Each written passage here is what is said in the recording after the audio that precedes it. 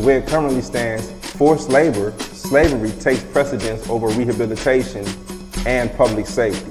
Oh, by the way, while the Biden administration gives reparations to everyone but freed people, look at the billions he has run over to Ukraine. We don't have black grocery stores because if you think about it now, just to get in that supply chain, it's almost unheard of.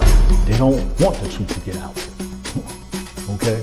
I don't want to know what my family did or what all these people did and all this stuff like that. Okay? Come on. You read that 500-page report. There's this thing called white superiority and black inferiority. That mindset allows all of the behaviors that we've seen across generations. I had no idea that that church I was running by every day was something my grandfather established. This is not a handout. This is a debt that is owed. You know, Allensworth was like the internet of his time in 1904, 1905. The total black population in California is about 2.6 million. And then of that, the descendants compose about 2.2 million of that. So California, with a multi-billion-dollar surplus, can absolutely afford to satisfy the international terms for reparations, beginning with compensation. Any financial obstacle that exists that impedes the success of increasing financial prosperity needs to be dealt with and eliminated. No matter where we've been, no matter what part of this fight we've been in, we've been harmed, and we've had harm done to us specifically. When I got to Los Angeles, this was some of the worst segregation I'd ever seen. And remember, I'm telling you, I'm from Mississippi. Because as you can see, I'm giving you broken history right now, you know? But I had to give it to you guys today. I said, no, I got to show them this because it's so precious and nobody really knows about it. Overnight, it's like, oh, it's no longer the quarters, now it's Lincoln Heights. Oh, so now we get to use Abraham Lincoln for our name. And you think about all the other people that they could have used, but they picked Lincoln. And I think that's sort of a stereotypical of what they do. There wasn't any black restaurants. As far as black business and weed, it wasn't none. Black people don't have that kind of luxury. Our historically black communities have been redistricted multiple times. Why has it been easier for other groups than us? Because of anti-black hatred. Now listen, if you can't handle the TR rules, don't tune in.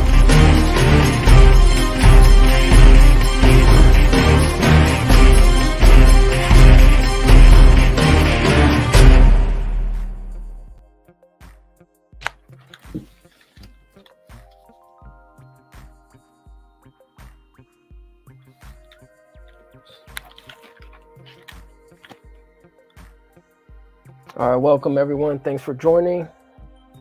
And for those on the replay, thanks for tuning in. Appreciate you. Happy Mother's Day to everyone. Hope everyone had a wonderful Mother's Day with their moms, aunts, cousins, etc. And even if you're not a mother, still happy Mother's Day to you because you may be a mentor to somebody. And therefore you are a mother to somebody as well. I know I got a response to one of the Mother's Day videos that we posted, and somebody wrote back, well, this doesn't apply to me. I was like, I didn't respond, but I was basically saying actually it kind of does. I mean, if you mentor somebody, or you're a big sister to somebody or a big mama to somebody, you're mom too. But happy Mother's Day to all those mothers that are holding it down. Really appreciate you. Really appreciate you. So the title of today's program is called Stereotypes of Black Women, and how the stereotypes of Black women have shaped legislation, the strength of the Black woman.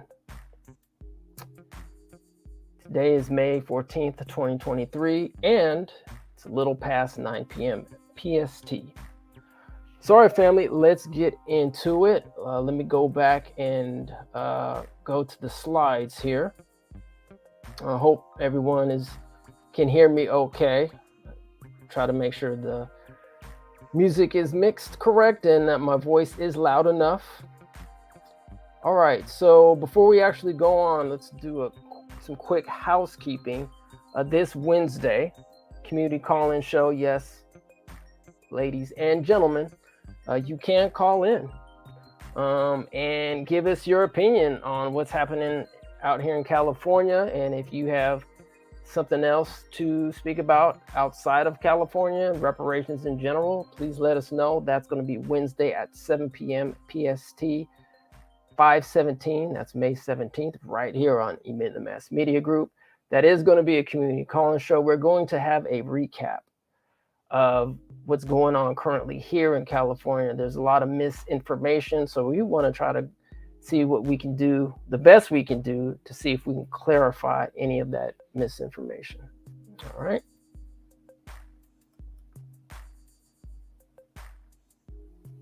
All right, so the first article that I like to talk about is from, looks like a website called Black Perspectives. And I'll go ahead and put, actually in the details of this, let's see, I think this is it. Commons. Yeah, I think this is it.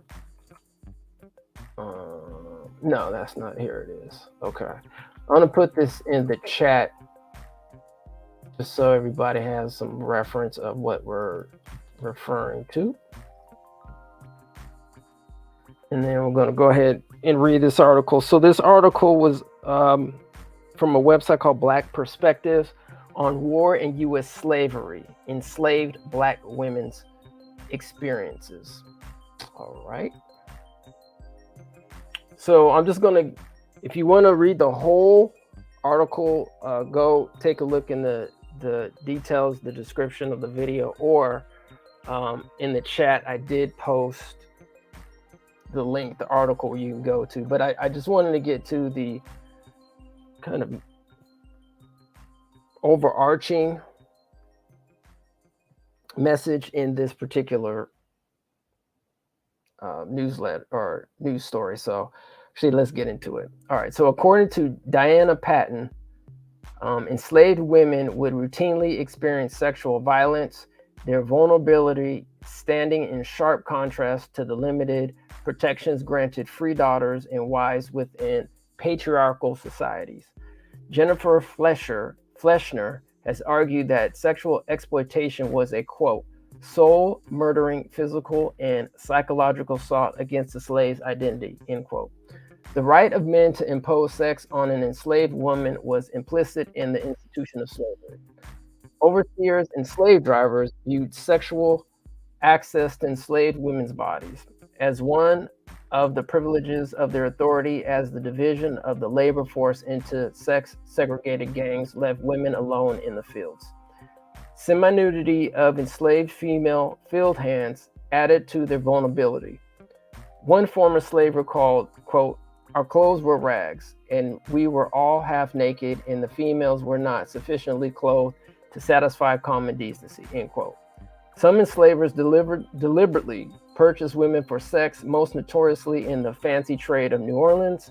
More ubiquitous was the everyday vulnerability to, I'm not going to say that word because this is YouTube and they might actually somehow ban this video, but it begins with the R, ends with the E, of just about any enslaved woman, end quote.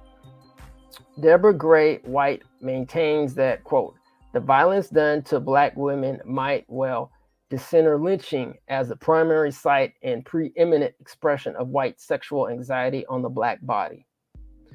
Through the physical abuse and sexual assault of Black women, enslavers and overseers asserted their authority over and simultaneously expressed their fear of both enslaved women and their male relatives. By beating enslaved women in front of their male relatives or forcing men to beat women, slaveholders undermined both women's roles as wives and mothers worthy of patriarchal protection, and men's roles as husbands and fathers who have the right to defend their women, end quote.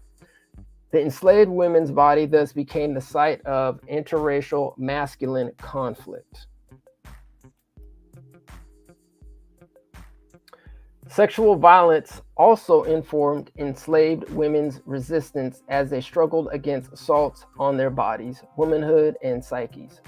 On December 7, 1774, 4 enslaved women conspired with, quote, 6 Negro fellows, end quote, to kill a master and an overseer in St. Andrew Parish, Georgia. According to the Georgia Gazette, the group, who were enslaved by Captain Morris, killed the overseer, murdered the wife of Captain Morris, and severely wounded a carpenter and a boy who died the next day. The group then marched through the countryside and attacked neighboring plantations, seriously wounding the owners of 2 plantations and killing one of their sons. The authorities meted out severe retribution on the leaders of the revolt by burning them alive. The St. Andrew Parish revolt increased white anxiety. It also demonstrated the tacit network of communication between enslaved women and men to plan and organize a successful revolt.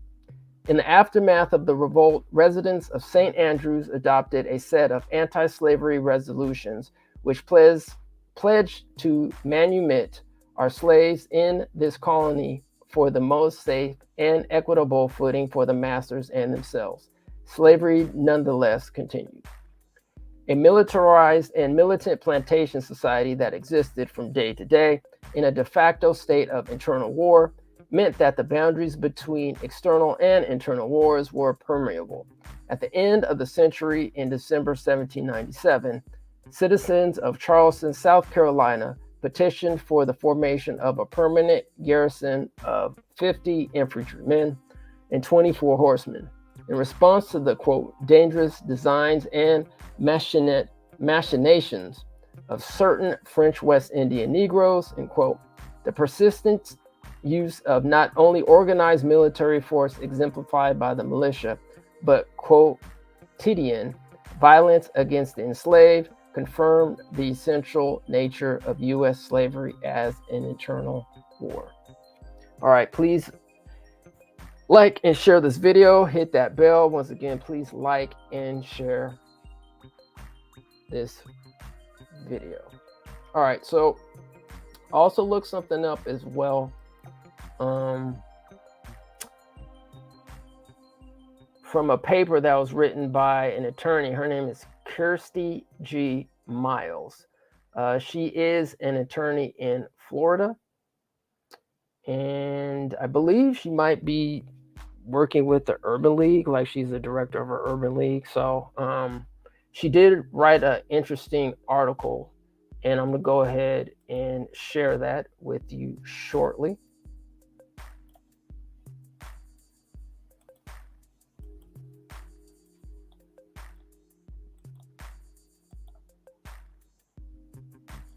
All right, so let me go ahead and share that with you. All right, so let me blow it up a little bit so that you can see it. Okay, so the title of this paper is called The Modern America. Looks like this was written in 2017. It's the title of the paper is called Jezebels and Jungle Bunnies: How the Stereotypes of Black Women Shape Legislation, the Legal Profession, and Feminist Jurisprudence. Once again, this was written by Kirsty Miles. And as a matter of fact, let me go ahead and pop the link in there. Once again, you should be able to see it in the description of this video, but I will go ahead and leave it in the comment section. All right. Once again, appreciate you for listening. And if you're on the replay, please like, share, and subscribe as well.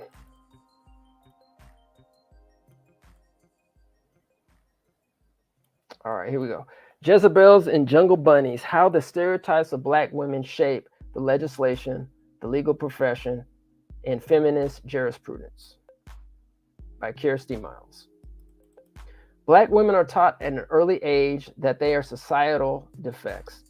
It is impressed upon us that because of our deficiency of the Y chromosome and the overproduction of melanin, we are doomed to a life of continual handicap and hardship. These notions of subordination are interwoven in the moral compass and fabric of our nation. And although they are not as overtly seen, they are still present. Postmodern Black feminist and author Bell Hooks attributes society's negative perception of Black women to prevalent historical stereotypes, including the Sapphire, Mammy, and Jezebel. In addition to those stereotypes, the 1980s emergence of the mythical, quote, welfare queen, end quote, has further shown that history is already repeating itself. In being forced to subscribe to those roles, Black women find difficulty in embracing feminism. While society has found difficulty in creating and implementing transparent, non-discriminatory laws, from a third wave Black feminist perspective, this response paper will examine how the role of each stereotype negatively impacts our legislation, legal profession, and feminist jurisprudence.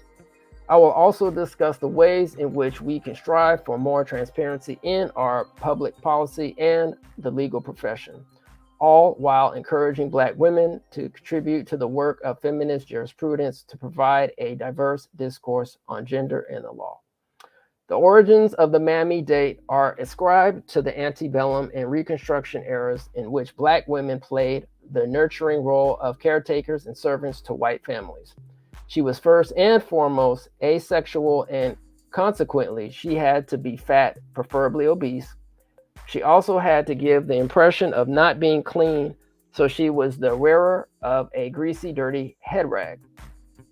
Her two tight shoes, from which emerged her large feet, were further confirmation of her bestial, cow-like quality.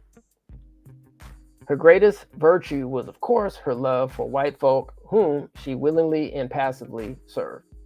The Mammy image was portrayed with affection by whites because it epitomized the ultimate sexist, racist vision of ideal Black womanhood, complete submission to the will of whites.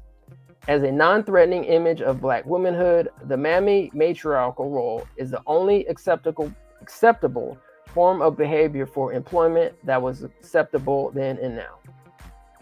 While maintaining the position of matriarch, Black women are also more likely to work in lower paid occupations, including the service industry.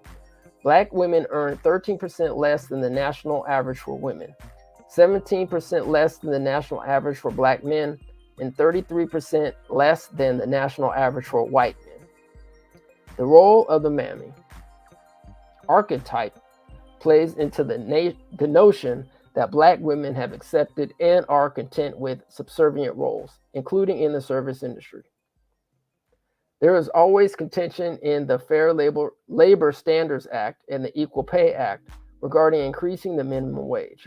Yet increasing the minimum wage significantly affects Black and Latino women who, under these lower paying jobs, earn a weekly median of $435 compared to white and Asian women in higher level occupations earning $610. Similar to the oppressive force between the master and the Mammy, lawmakers find it easier to suppress rather than empower Black women in employment and labor because in a capitalistic driven economy, it is easier to maintain the status quo by keeping Black women in their subservient place rather than encouraging economic advancement through legislation. The Republican Party owes Linda Taylor millions in the manipulative and exploitative use of her story and public image in the creation of the welfare queen. Actor turned Republican presidential candidate Ronald Reagan used the story of Linda Taylor in his 1976 campaign to set the stage for a wave of conservative welfare reform, which affects millions to this day. The welfare queen manipulates the welfare system by use of fraudulent means, such as reporting multiple children and using fake names and addresses, including names of deceased individuals, all a small fraction of crimes committed by Linda Taylor. Linda Taylor was an ambiguous, mixed-race woman who could easily pass as white, but also identified as black.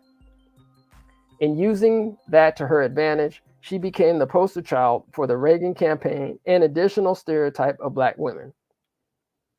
The Department of Labor's Moynihan Report set the tone for the perception of urban black families, citing that the deterioration of the unstable Negro family stemmed from absent fathers and overworked mothers who could barely support their uneducated families. Word spread of the unnamed welfare queen and Reaganomics eventually trickled into conservative legislation through the Personal Responsibility and Work Opportunity Act, which restricted eligibility requirements, placing a cap on benefits and imposed stricter penalties for fraud.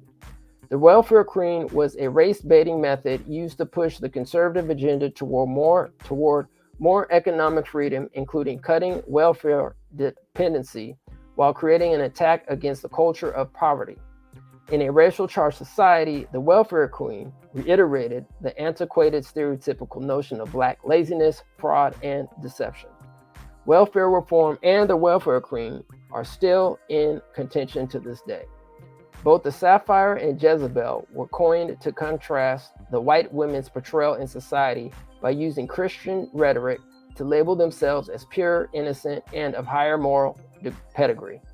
The Sapphire is deemed the embodiment of sin, evil, and dark, while the Jezebel is a promiscuous sexual temptress. The Sapphire was used to juxtapose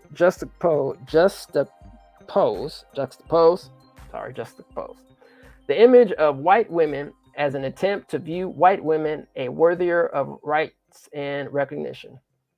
The Jezebel was used as a misogynistic and racially charged excuse for white women, not white women, but white men, to justify their sexual exploitation of black slaves and the production of mulatto children. Both stereotypes still have damaging effects on black women. In the legal profession, black women must adhere to Eurocentric norms within the courtroom or boardroom.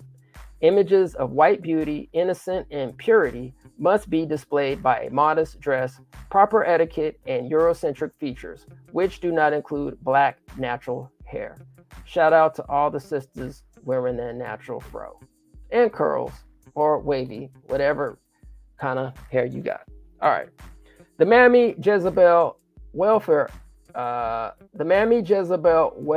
queen and Sapphire are misogynistic and racially charged terms, coined to degrade the bodies and mental psyches of black families, black females, only further perpetrating the notion that we are undesirable and subservient.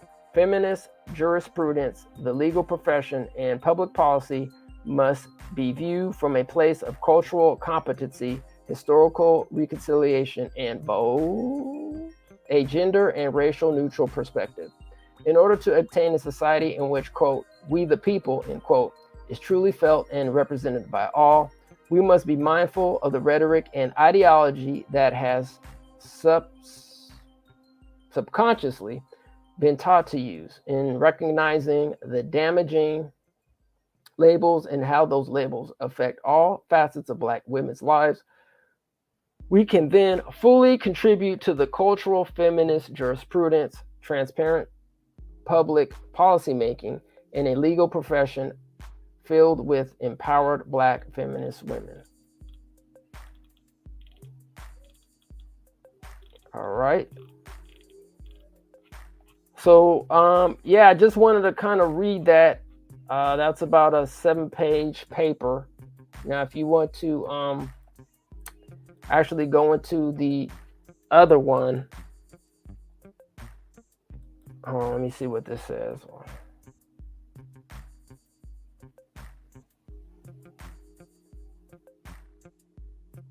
Yeah, that's a good point.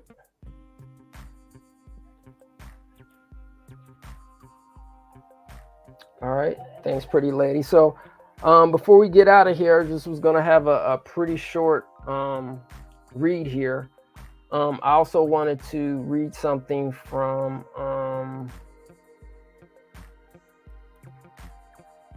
the great Maya Angelou, and just start off on something, positive. So, or end on something positive. I actually was going to start with this in the beginning, but figured I actually read this at the end just to kind of start on a good note, positive note. All right, here we go. Still I Rise by Maya Angelou. You may write me down in history with your bitter, twisted lies. You may tread me in the very dirt, but still like dust, I'll rise. Does my sassiness upset you? Why are you beset with gloom? Because I walk like I've got oil wells pumping in my living room. Just like moons and like suns with the certainty of tides. Just like hopes springing high, still I'll rise. Did you want to see me broken, bowed head and lowered eyes, shoulders falling down like teardrops, weakened by my soul cries? Does my haughtiness offend you? Don't you take it awful hard, because I laugh like I've got gold mines digging in my own backyard. You may shoot me with your words, you may cut me with your eyes, you may kill me with your hatefulness, but still like air, I'll rise. Does my sexiness upset you? Does it come as a surprise that I dance like I've got diamonds at the meeting of my thighs? Out of the huts of history's shame, I rise. Up from a past that's rooted in pain, I rise. I'm a black ocean, leaping and wide. Wailing and swelling, I bear in the tide. Leaving behind nights of terror and fear, I rise. Into a daybreak that's a wondrously clear, I rise. Bringing the gifts that my ancestors gave, I am the dream and the hope of the slave. I rise, I rise, I rise. It's by the great Maya Angelou. So I just wanted to just come on here real quick as a real quick pop-up show, just to give a little bit of understanding of, what Black women historically have gone through and are still going through today. I mean, could have gone on and on and on and on about this, but I just wanted to keep it pretty short here tonight. So yeah, family, please, we're going to have a recap once again this Wednesday, so please come through. It's going to be an excellent yeah, I appreciate you. Thanks for coming through. Yeah, it's going to be an excellent build. So come through. We're going to really go over some things. As I said before, we're going to go ahead and, there's just a lot of misinformation out there. I've been boots on the ground, talking to some people out here, in particular, some Black folk out here. And, some people just don't even know. I ran across this one brother today. I was like, hey, do you know what's going on with reparations? And he was like, what? Reparations? Nah, I don't even know what's going on. So we still got to get the word out, because as they say, so goes California, so goes the nation. So, we really appreciate everybody coming through. Please, once again, call in. We want to hear from y'all, right? We want to know what's going on outside in other states, because this is like a community thing. It's not a one-person thing. And if we all have good information, right, we can fight better for reparations. Because unfortunately, we don't know what's going to happen yet, right? But as long as we're informed, and, there's just a lot of misinformation going on in the media. Unfortunately, there's just a lot of hype, that's just sensationalism that's happening right now in the news. So what we try to do is we try to keep you informed. One of our sayings on here is facts over fiction. That's what we try to do, family. That's what we try to do. So once again, thanks everyone. Thank you, Danette, for coming through. Spread the word. Please spread the word. once again, Wednesday at 7 o'clock. We will go ahead and get a little deeper into this reparations conversation. All right, family? So thanks for coming. Happy Mother's Day to all women, especially Black women. Keep your head up. Keep going. Don't be afraid. Keep passionate in whatever you do. And on that wonderful note, everybody take care of yourself. Peace and reparations. The way it currently stands, forced labor, slavery takes precedence over rehabilitation and public safety. Oh, by the way, while the Biden administration gives reparations to everyone but free people, look at the billions he has run over to Ukraine. We don't have black grocery stores because if you think about it now, just to get in that supply chain, it's almost unheard of. They don't want the truth to get out. Okay? I don't want to know what my family did or what all these people did and all this stuff like that. Okay? You read that 500-page report. There's this thing called white superiority and black inferiority. That mindset allows all of the behaviors that we've seen across generations. They had no idea that that church I was running by every day was something my grandfather established. This is not a handout. This is a debt that is owed. You know, Allensworth was like the internet of his time in 1904, 1905. The total black population in California is about 2.6 million, and then of that, the descendants compose about 2.2 million of that. So California, with a multi-billion-dollar surplus, can absolutely afford to satisfy the international terms for reparations, beginning with compensation. Any financial obstacle that exists that impedes the success of increasing financial prosperity needs to be dealt with and eliminated. No matter where we've been, no matter what part of this fight we've been in, we've been harmed, and we've had harm done to us specifically.